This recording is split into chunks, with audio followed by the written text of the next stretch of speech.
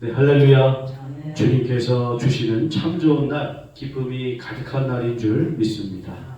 하나님의 말씀으로 끝까지 견디고 인내하는 우리 모두가 되기를 주님의 이름으로 간절히 축원합니다.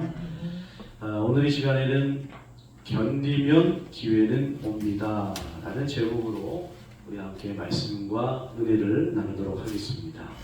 우리 전우자와 인사 나누시겠습니다. 주님 의지합시다 라고 인사 나누시겠습니다. 주님 의지합시다. 주님 의지합시다. 아멘. 최근에 개봉했던 승부라는 영화가 있습니다. 바둑을 주제로 한 영화인데요. 그 영화의 주인공은 실제 바둑 황제라고 불렸던 조은현 구단과 그 제자인 이창호 구단의 이야기를 이제 그려내고 있는 그런 영화입니다. 바둑계에 등장한 천재소년 이창호, 그를 제자로 받아들여서 조은현이 잘 가르쳤어요. 그런데 굉장히 엄하게 가르쳤다고 합니다. 그리고 시간이 흘러 어느 순간에 이르러서는 제자와 스승이 결승점에서 만나게 됩니다. 둘 다 이제 최고의 바둑 기사가 된 것이죠. 그렇게 스승과 제자의 바둑 대결이 성사가 됩니다. 그런데 5번의 대접전에도 불구하고 조은현 이제 바둑 황제가 5패, 제자한테 내리 5번을 패배하게 됩니다. 그래가지고 절망해서 주저앉았어요. 그때 영화에서 참 인상적인 제가 느꼈던 부분이었는데, 이 조은현 이 기사에게, 바둑 기사에게 늘 패배를 당했던 남경필이라는 그 바둑 구단 기사가 찾아가서 이런 말을 합니다. 견디다가 이기는 거요. 그렇게 참다 보면 한 번쯤 기회가 오거든. 이 영화를 보고 나서 우리 인생도 그렇다. 어느 때는 우리가 살다 보면 정말 모든 것을 포기하고 싶은 그런 마음이 들 때도 있습니다. 안 되는 것을 붙들고 내가 억지 부리고 있는 것은 아닌지, 가망이라는 것이 도저히 보이질 않는 그 어두컴컴한 그 터널 같은 속에서, 여러분, 우리 인생에게 하나님께서는, 우리 성도들에게는 하나님께서 위로의 말씀을 주시는 거예요. 이 영화를 보고 나서 저는 엘리야의 이야기가 마음속에 떠올랐어요. 갈멜산에서 엘리야가 이제 승리한 이후에 기도를 합니다. 3년 6개월 동안 이스라엘에 비가 오지 않았는데, 그 갈멜산 위에서 사환과 사안을 옆에 두고 엘리야가 기도하는 거예요. 그때 엘리야가 사안에게 이렇게 이야기합니다. 올라가 바다 쪽을 바라봐라. 그가 올라가 바라보고 말하되 아무것도 없나이다. 첫 번째 말했어요. 두 번째 또 말합니다. 올라가서 바다 쪽으로 한번 바라봐라. 무슨 변화가 있느냐? 사원이 말합니다. 아무 변화도 없습니다. 세 번째 말합니다. 올라가서 무슨 변화가 있는지 바다 쪽을 살펴봐라. 아무 변화도 없습니다. 네 번째 또 기도하고 묻습니다. 바다 쪽을 한번 살펴봐라. 무슨 변화가 있느냐? 아무 변화가 없습니다. 5번째, 6번째, 여러분 7번째까지 엘리야가 기도하고 그의 사환에게 똑같이 물어봤어요. 여러분, 우리 같으면 4번째까지, 아니 3번째까지 정도 하고 에이 안 되나 보다, 그만해야지, 그럴 것 같은데 엘리야는 포기하지 않았습니다. 하나님을 믿고 소망을 가지고 여러분 기도했다는 거예요. 그랬더니 어떤 역사가 일어납니까? 우리 44절의 말씀 한번 같이 읽어보면 좋겠습니다. 일곱 번째 이르러서는 그가 말하되 바다에서 사람의 손만한 작은 구름이 일어나니라. 이르게 올라가 아합에게 말하기를 비에 박히지 아니하도록 마차를 갖추고 내려가서 서하라 하니라. 아멘.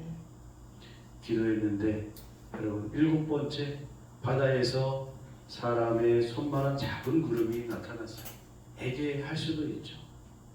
그런데 엘리야는 그 모든 상황 속에서도 하나님을 믿고 견디며 기도했다는 거예요. 그랬더니 엄청난 비가 이스라엘에 내렸다는 사실입니다. 여러분, 하나님의 뜻을 끈질기게 붙드는 것은 이런 억지가 아니에요. 하나님을 끈질기게 붙드는 것은, 여러분, 이것은 내 고집이 아닙니다. 그것은 믿음인 줄로 믿습니다. 포기하지 않으면 하나님께서 주시는 기회가 온다는 거예요. 그 기회를 믿음으로 붙잡으셔서 우리 특별히 청년들, 그래서 이 하나님 말씀 붙들으셔서 인생 승리의 축복을 누리시기를 예수님의 이름으로 간절히 축원드립니다. 첫 번째는요, 견디면 기회는 옵니다. 왜냐하면 하나님은 사랑이시기 때문이에요.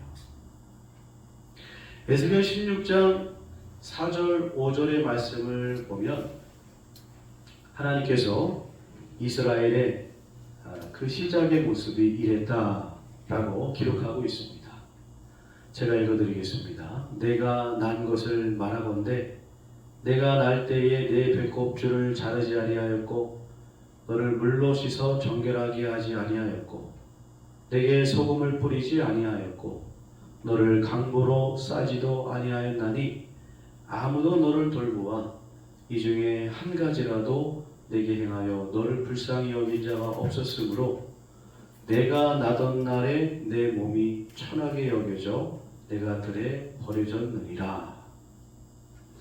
여러분, 한번 생각해 보십시오. 탯줄도 잘리지 않은 아이가 핏덩이가 돼가지고 그냥 온몸이 그냥 씻기지도 않은 아이가 강보에 쌓여서 들에 지금 버려져 있는 겁니다. 지금이야 복지시설이 잘 돼 있으니까 사실 데려다가 얼마든지 좋은 시설에 보낼 수 있어요. 근데 그 옛날 고대시대에 들에 버려진 아기를 발견했을 때 어떤 마음이 들었을까요? 우리 집도 가난한데 먹고 살기 힘든데 이 판에 늘렸다가 어떻게 될지, 내 자식까지도 굶어 죽지 않을까? 여러분, 이런 부담감이 분명히 있었을 겁니다. 그래도 이쁘면 데려다 키우겠는데 5절에 보십시오. 아무도 너를 돌보아 또 쭉 보시면 불쌍히 여긴 자가 없었다고 그랬어요.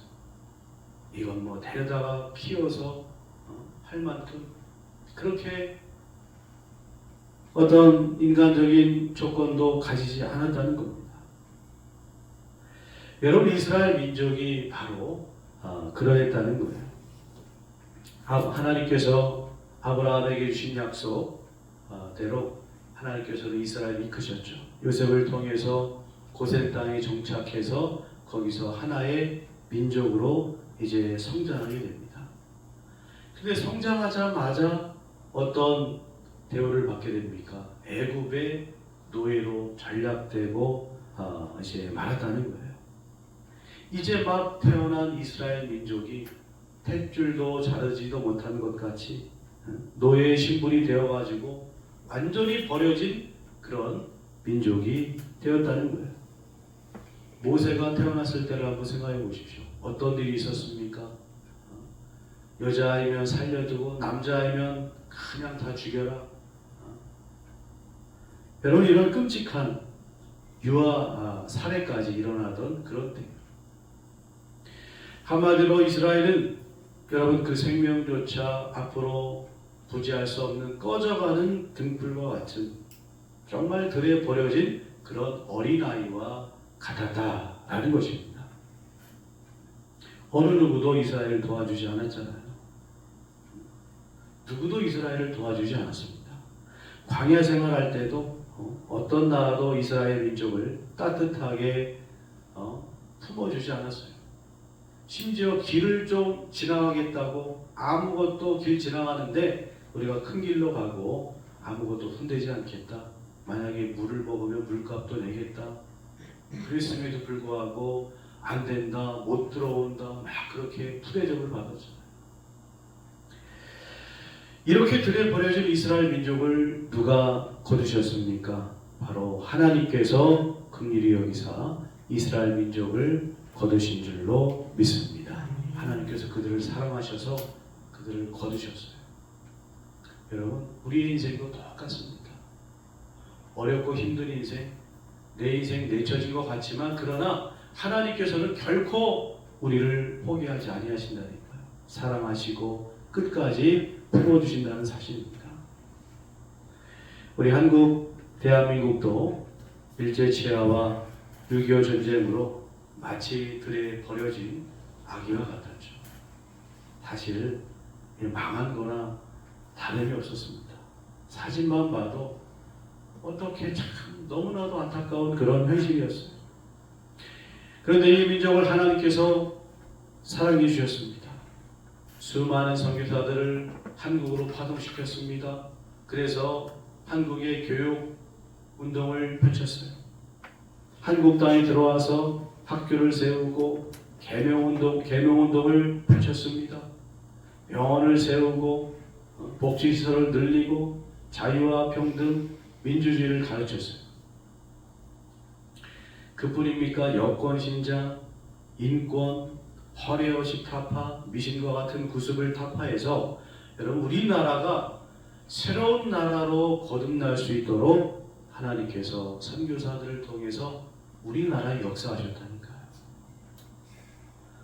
여러분 그런데 말씀을 보다 보니까 참 나도 하나님의 큰 사랑을 입었구나. 나도 버려진 것 같은 우리도 사실 그런 죄인 아니었습니까? 죄 아래 버려져서 여러분 오직 멸망만을 기다리던 그런 존재들이 사실 예수 믿기 전 우리들의 모습이었습니다. 누구도 이 죄의 수렁에서 건져줄 사람은 아무도 없었다는 거예요. 그런데 하나님께서 우리들에게 사랑의 손길을 뻗으신 겁니다. 예수님을 보내주셨고 그 예수 그리스도를 통해서 우리가 영원한 영생 천국의 기쁨을 누리게 되었다는 거예요. 그런데 안타까운 것은 오늘날 많은 사람들이 하나님께서 이런 큰 은혜를 베풀어 주시고 지금도 사랑의 손길을 내밀고 계심에도 불구하고 그 손길을 뿌리치고 그냥 쾌락과 죄악의 길로 달려가고 있고 멸망, 사망, 영원한 지옥 형벌을 향해서 내닫고 있다니까요. 여러분 이런 세상에 살아가는 우리들에게 우리는 때로는 소망이 없다 라고 느낄 수가 있습니다. 그러나 하나님께서는 여전히 그 사랑이 변하지 아니하셨다는 거예요. 그러할지라도 우리 하나님께서는 여전히 사랑의 손길을 내밀고 있습니다. 에베소서 2장 3절에서 5절의 말씀까지 한번 좀 길지만 같이 읽어보겠습니다. 전에는 우리도 다 그 가운데서 우리 육체의 욕심을 따라 지내며 육체와 마음에 원하는 것을 하여 다른 일과 같이 본질상 진노의 자녀이었더니 긍휼이 풍성하신 하나님이 우리를 사랑하신 그 큰 사랑을 인하여 허물로 죽은 우리를 그리스도와 함께 살리셨고 아멘. 여러분 그러므로 우리에게 소망이 있는 거예요. 포기하지 아니하시는 그 하나님의 사랑 때문에 여러분 반드시 여러분의 가정 안에 그리고 우리 모두에게 사랑하는 모든 이들에게 이웃들에게 하나님의 구원의 손길이 뻗치게 될 줄로 믿습니다. 그 기회를 여러분 인내하며 반드시 붙잡게 되시기를 주님의 이름으로 간절히 축원드립니다. 두 번째는요, 견디면 반드시 기회는 옵니다. 왜냐하면 하나님은 긍휼하시기 때문입니다. 인류학자들이 연구를 했는데요, 현재까지 인류 역사는 5천여 민족이 있었다고 합니다. 그리고 그중 대부분의 민족들은 역사 속에 사라졌다고 해요. 자, 그렇게 보면 애굽에서 한낱 노예에 불과했던 이스라엘 민족, 인류 역사에 살아남아서 국가를 이루고 번영할 확률이 얼마나 될 것 같습니까? 이거 뭐 거의 제로에 가깝다고 볼 수가 있는 거죠. 주변국 중에서 누가 강한 힘을 가진 나라가 도와주면 뭐 상황이 달라질 수 있을지도 모르지만, 그러나 이스라엘은요, 주변 나라와 어떤 화친을 맺을 그런 시간적 기회조차도 없었습니다. 또 이 노예 민족을 구원하겠다고 당시 세계 최강의 나라인 이집트, 애굽을 누가 싸우려고 들겠습니까? 이건 참 어리석은 일이 아닙니까?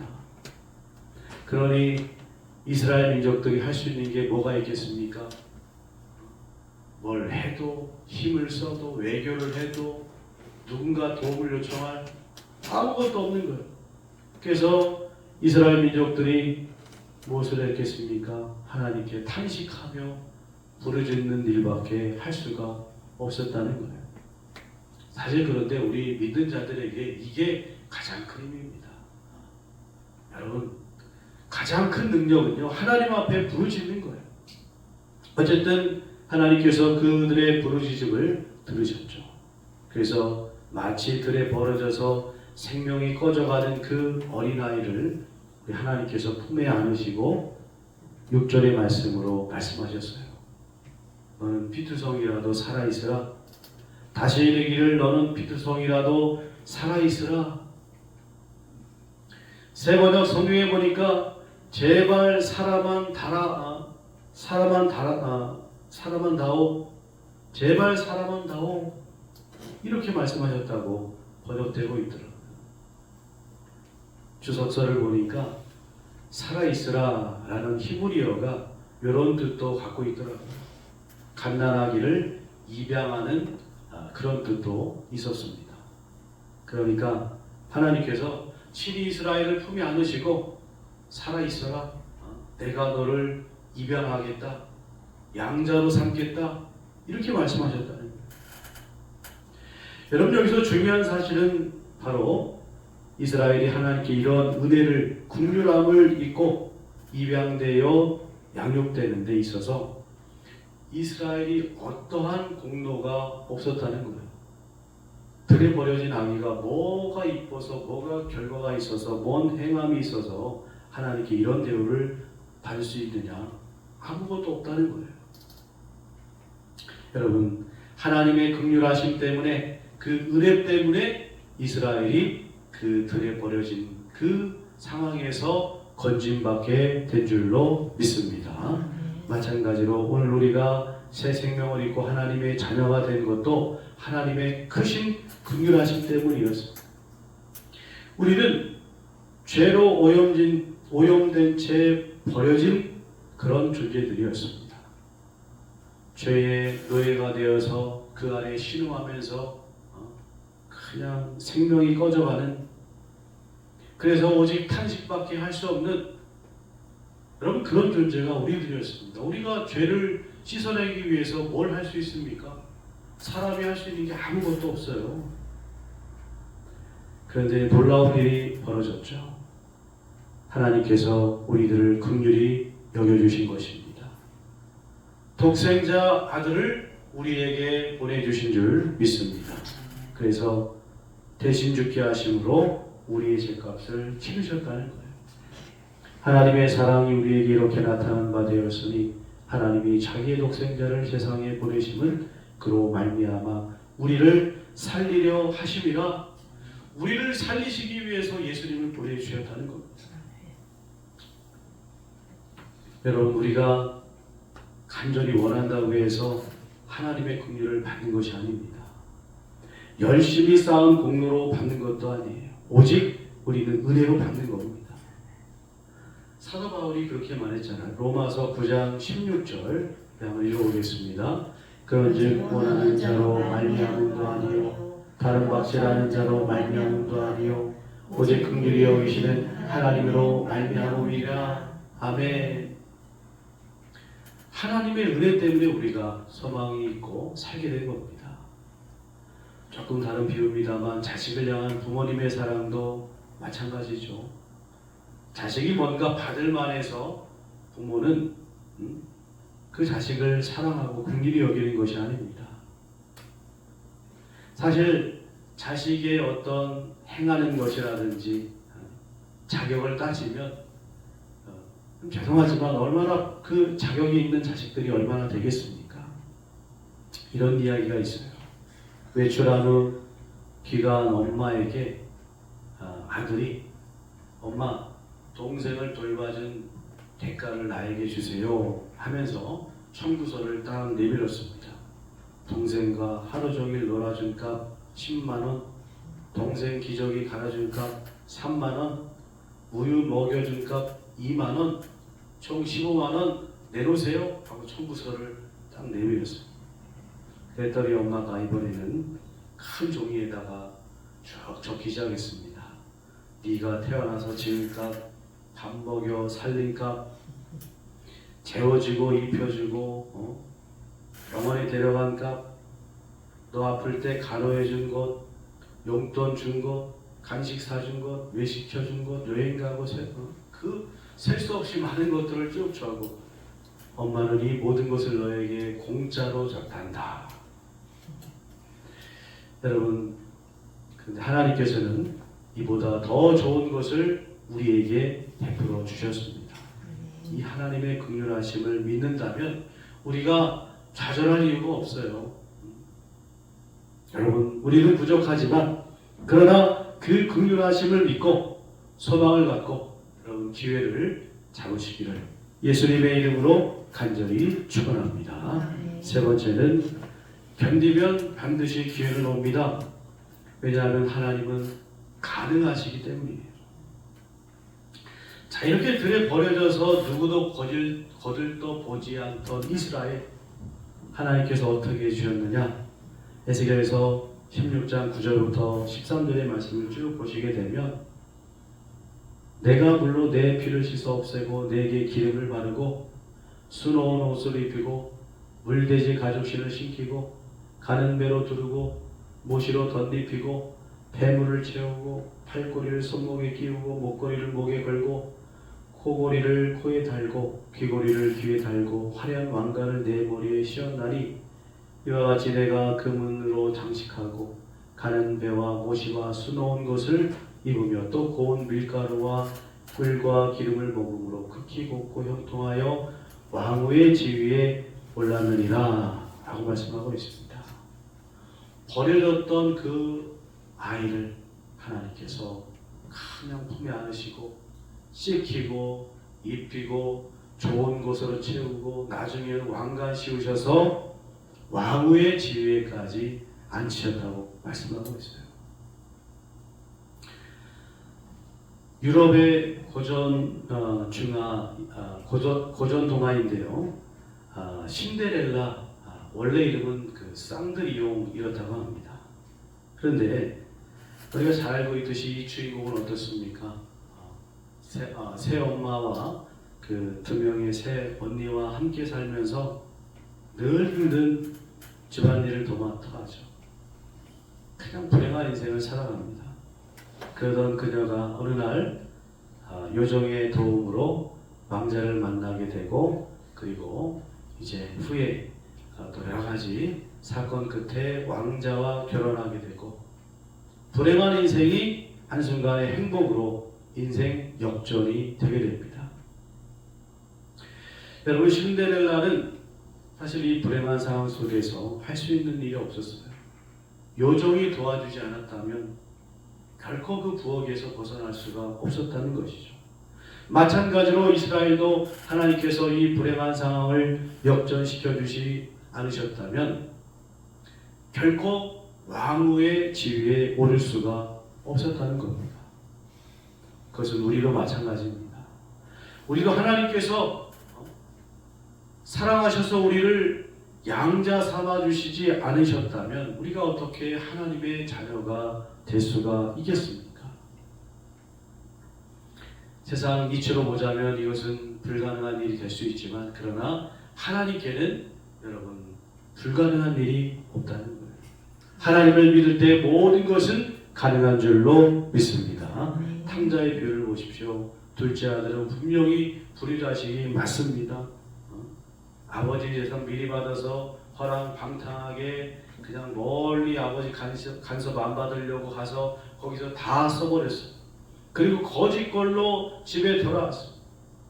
그런데 아버지는 그냥 멀리서 아들을 바라보며 달려가서 좋은 옷을 입히고 손에 가락지를 끼우고 발에 신을 신기고 살찐 송아지를 잡고 잔치를 벌이고 너는 내 잃어버린 아들이다 하고 탕자는 나는 종이 되겠다고 갔는데 아버지는 너는 내 아들이다 아들로 받아주셨다는 사실입니다.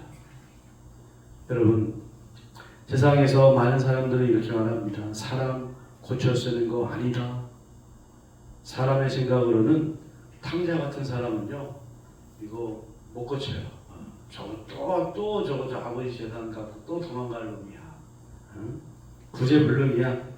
생각할 수 있습니다. 그러나 하나님께서 만지시면 얼마든지 거듭나고 변화가 된다는 사실입니다. 여러분 이 사실을 믿고 여러분 하나님께 소망을 갖고 기회를 붙잡으시길 바랍니다. 변화되지 않는 내 가정, 변화되지 않는 내 이웃, 여러분 하나님께서 만지시면 얼마든지 변화되고 새 사람이 되는 줄 믿습니다. 그렇기 때문에 그 하나님의 가능성을 믿고 그 가능성을 붙들고 여러분 살아가셔서 하나님께서 주시는 그 놀라운 축복의 기회를 다 받게 되시기를 우리 예수님의 이름으로 간절히 축원드립니다. 기도하겠습니다.